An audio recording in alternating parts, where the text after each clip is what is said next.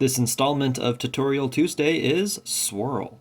Swirl is one of my favorite components and also very versatile, so let's talk about a couple types of swirl. The first is called same side swirl. It's the easiest to learn, and it's what I'll be spending most of this video talking about. The second kind is called simple swirl, which is an aerial version, and we'll spend some time talking about that at the end. So here's the idea. You set the bag up from a clipper, circle up and over the bag with your leg, and then catch it again. What you don't want is to have the bag close to the front of your body or by your knee.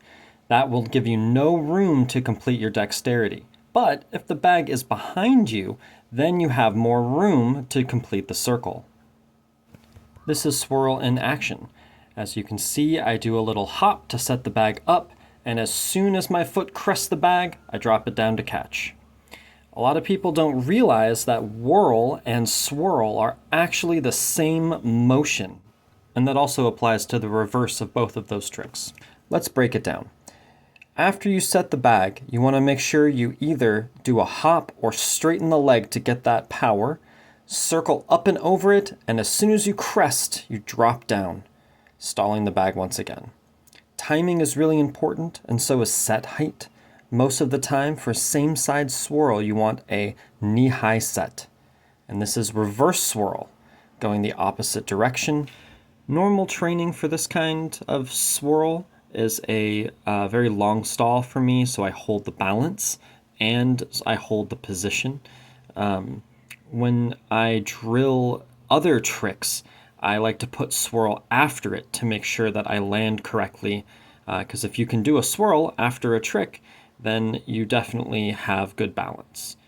This is one of my favorite swirl drills. It's just infinity, swirl, repeat. I would highly recommend anyone who's learning this trick to start by doing this drill.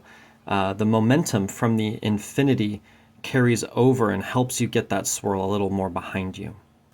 This next drill is osis to swirl repeat, and this definitely helps keep all of your balance behind you and promotes good form for that swirl, trying to be more, again, with the dexterity behind you as opposed to just around the side.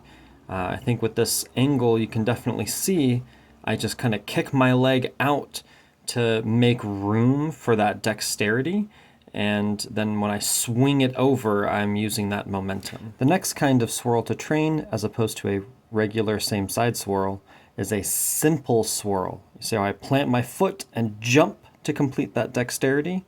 That's the main difference between the two. Simple swirl can also be used to do opposite side swirl. I like to do it in a drill where it's opposite side swirl, same side swirl, repeat, because it helps me remember the two types. The problem I have with opposite side swirl is I don't quite get the bag far enough over, and I end up running out of room. As you can see there, I'll drop it because it'll hit my heel as opposed to landing in that nice clipper spot. So I tried it here again, and as you can see now, it's landing a lot more center in my foot. A good simple swirl is the key to much harder swirl tricks, which I will be showing a video of here soon. So stay tuned for that. If you have any other questions about swirl, or if you want a tutorial on a different trick, please let me know. Thanks for watching, and happy hacking!